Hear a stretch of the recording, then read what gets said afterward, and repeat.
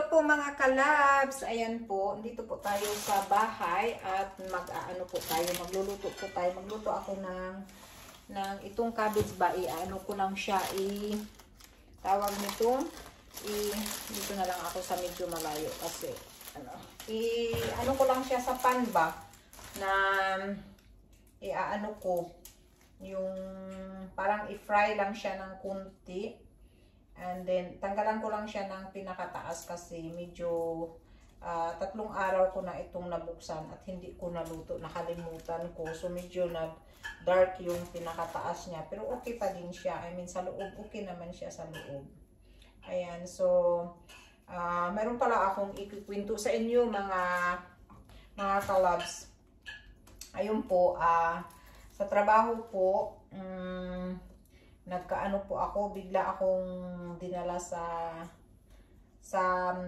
hospital dahil sa tuhod ko na talagang hindi, kasi nakaupo ako tapos pagtayo ko ba ay hindi na ako makatayo, kumbaga natupi yung natupi yung tuhod ko so dinala nga ako sa doktor at kung anong nangyari sa akin. So biro nyo ba na ang sabi ng doktor ay kinuhanan ako ng pinicturan yung pinicturan yung, di ba maganda tayo ngayong araw na to, nakabihis kaya ako. Ayan, matahaba kaya ang buhok ko ngayong today, naka-aura tayo.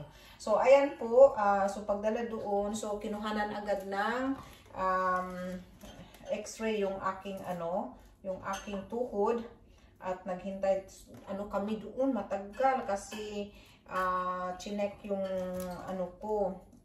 yung tuhod ko kasi yung bang nakaupo ka tapos biglang sandali, kapit ko nga sa mukha ko kasi parang hindi ko ako makikita. Yan. So yun bang tawag nito, nakaupo ka tapos pagtayo mo natupi yung natupi yung tuhod mo ba. Ang gulat ko nun. Talagang ako, buti hindi talaga ako natumba. As in yung, basta talaga na hulog yung aking nahulog, natupi yung aking tuhod. So, ayun, pagdala doon, tapos, nandoon na kami sa doktor. Tinakbo talaga ako. Yan, tinakbo talaga ako sa hospital kasi, syempre, hindi din namin alam kung anong nangyari ba. Ngayon, yun na nga, yung kinuhanan ng ang sabi ng doktor ay mayroon daw pagsabi pa ng doktor sa picture, yung yung inexplain niya sa akin, at least naman, hindi daw rheuma, pero nung inexplain niya sa akin, sabi niya ganun, may tumubo daw tumubo daw na buto sa tuhod ko. Nagulat ako. Sabi ko, ano yun? Eh di may lalabas na buto sa tuhod ko. Sabi ko, ganun. Tapos, yun pala ay hindi, kumbaga, mayroon siyang inflammation. Yung inflammation niya, yung pinaka-liquid niya ay nagiging thick yung liquid niya ay tumaba. Yung liquid niya ay nagiging thicker ba? Nagiging thicker. So, yun pala ang tinatawag nila na buto. But it's not really, hindi talaga siya buto. Ayan, so sobrang takot ko talaga. Siyempre natakot ako kasi sabi ko ano nang nangyari sa akin. Baka hindi na ako makalakad. Siyempre alam mo na, dinala ako doon, yung tinakbo ako, tapos akala ko talaga hindi na ako makakalakad. Talagang natakot talaga ako noon. Sobrang takot ko. Pero sa awa ng Diyos ay okay naman ang lahat. I mean, binigyan ako ng gamot kasi nga may inflammation siya. So, binigyan ako ng gamot at sana nga lang ay gagaling at tingnan na lang natin. So, mag-a-update din ako sa inyo sa aking sitwasyon kasi siyempre hindi natin alam kung anong mangyayari.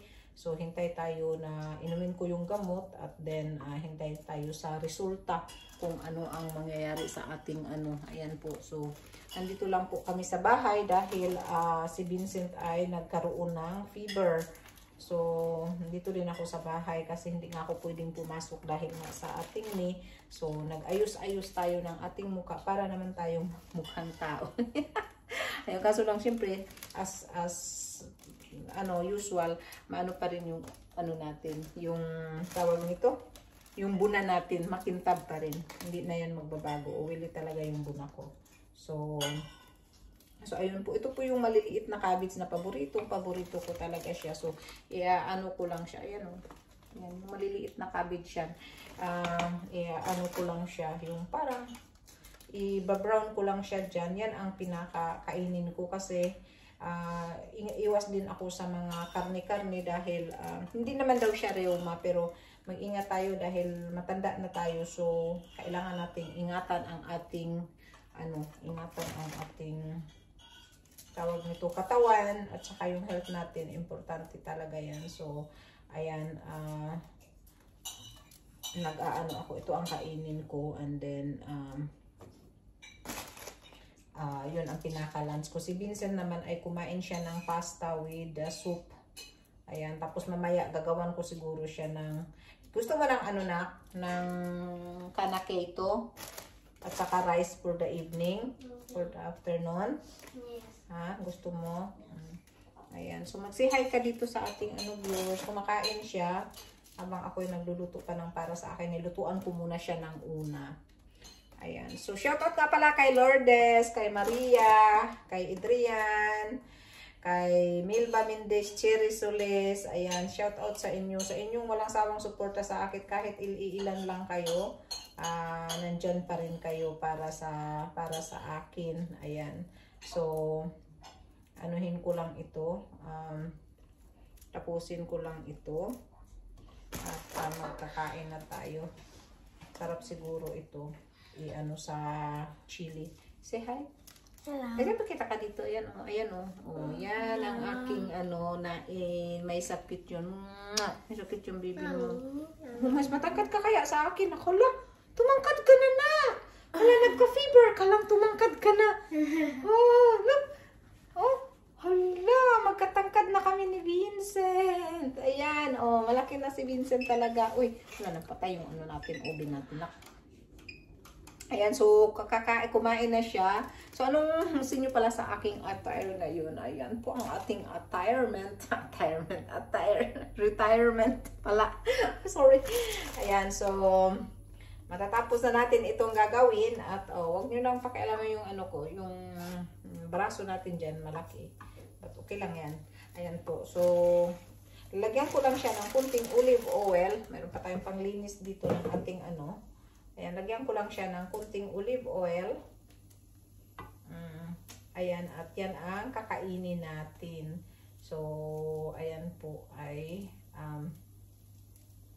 ilalagay natin sa yan. Lagyan ko lang siya ng kunting olive oil. Lagay ko dito. Kasi yun, yung bayo ngayon namin at saka yung kailangan na kasing i-separate. So, ayan po ang ating ang tawag nitong ating. So, ayun lang po ang ating munting update sa ating buhay-buhay at sana nga yung olive oil pala. Ayan. So, lagyan natin ng kunting olive oil. Yan lang pinaka-lunch ko yan. Hindi na ako magluluto pa ng iba.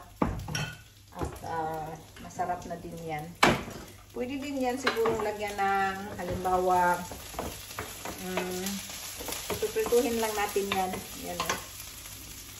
So, pwede din siguro ito lagyan ng pero hindi ko na lagyan ng chili. Isasawsaw ko na lang siya sa chili. Ayan. So, lagyan lang natin ng